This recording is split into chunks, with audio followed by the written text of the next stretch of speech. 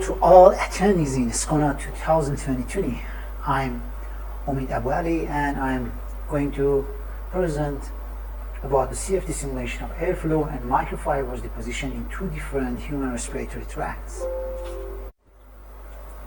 I guess most of you are familiar with the anatomy of the human respiratory system, but just I would like to mention that we divide this respiratory tract to the upper and lower part. And for the upper part, it consists nose and mouth to the larynx, and the lower part starts from. We can divide the lower respiratory tract to the different loops and different generations.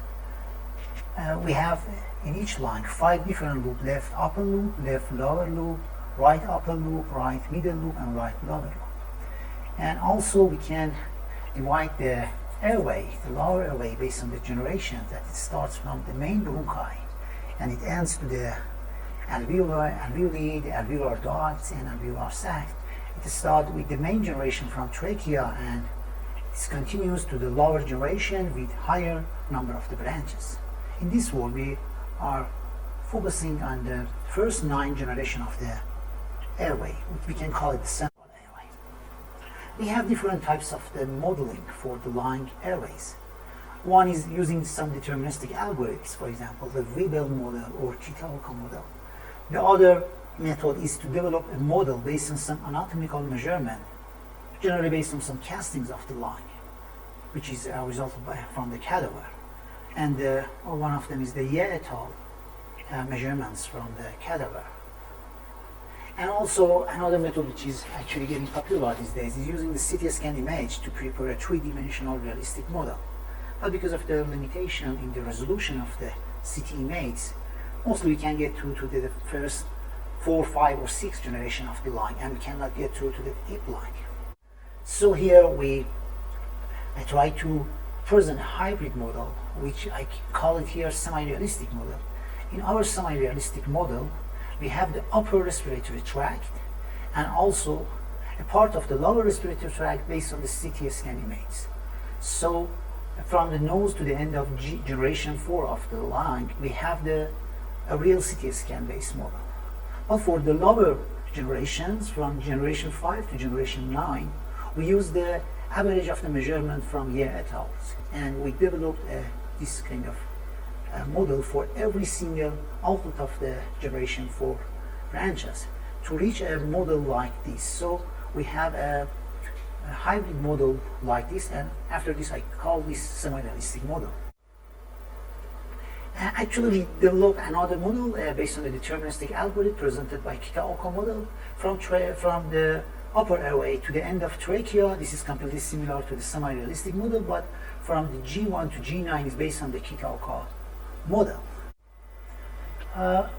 Let's start with some results from the flow field.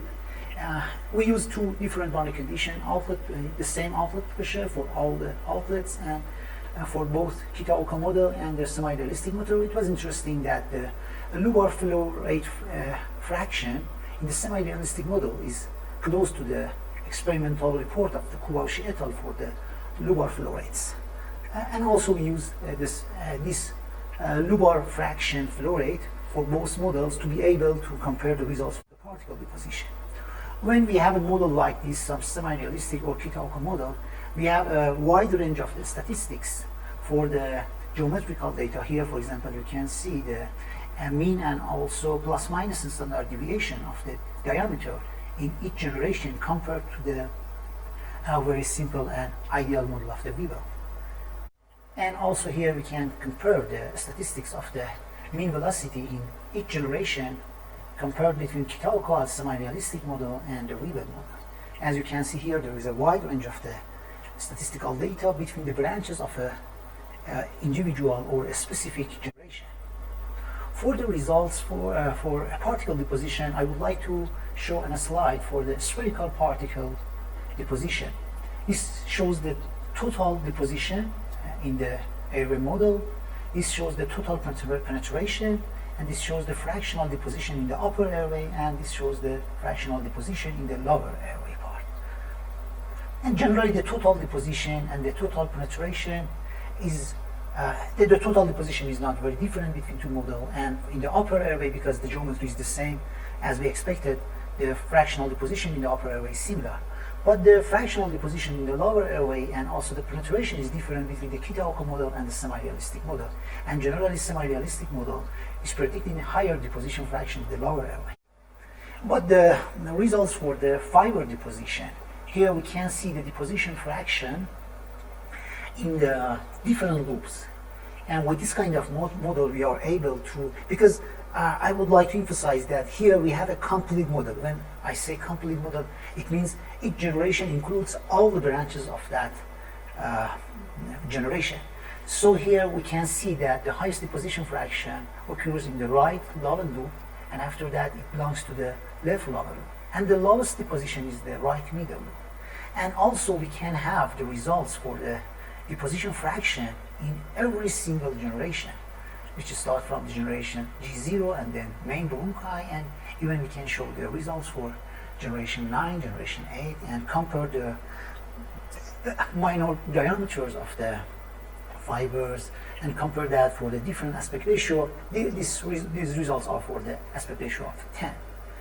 And also here we can see the details of the penetration for different sizes of the fiber, different aspect ratio, different diameters, two different flow rates.